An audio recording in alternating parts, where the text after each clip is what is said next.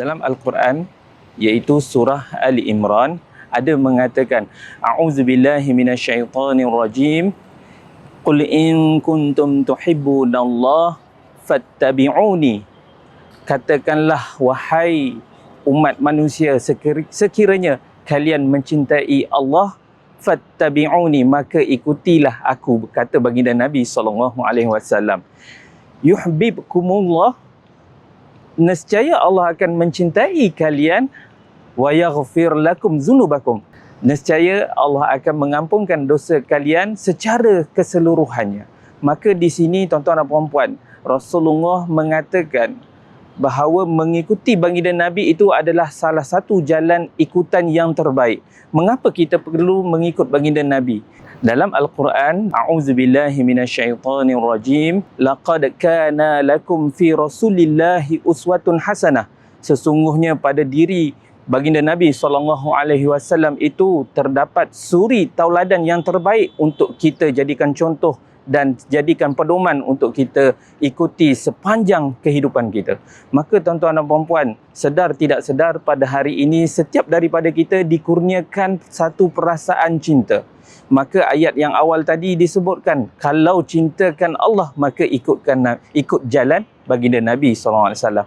Maka bagaimana cara untuk mencintai baginda Nabi, tuan-tuan dan puan-puan?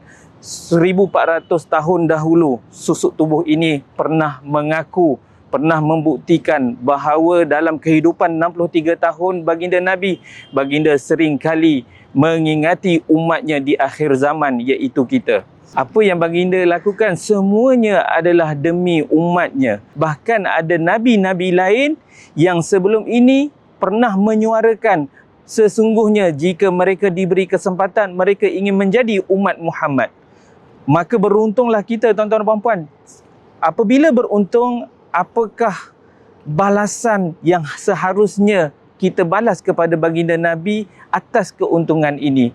Maka tidak lain tidak bukan, cintalah baginda Nabi SAW seperti mana cintanya seorang sahabat kepada baginda Nabi. Tuan-tuan dan puan-puan, oleh itu pada video kali ini saya ingin mengajak semua untuk sama-sama menyemai perasaan cinta itu kepada Allah, kepada baginda Nabi dan seluruh umat manusia, sebab disebut dalam Al-Quran, wa ma arsalnaka illa rahmatan lil alamin. Tidaklah kami utuskan baginda Nabi Muhammad SAW itu melainkan sebagai rahmat untuk sekalian alam. Maka sebagai rahmat kasih sayang sekalian alam ini, kita seharusnya merasakan rahmat tersebut dan menzahirkannya dalam kehidupan seharian kita, insya-Allah. Oleh itu saya ingin mengucapkan selamat menyambut Maulidur Rasul, sempurna kelahiran baginda Nabi SAW pada tahun 1448 Hijrah.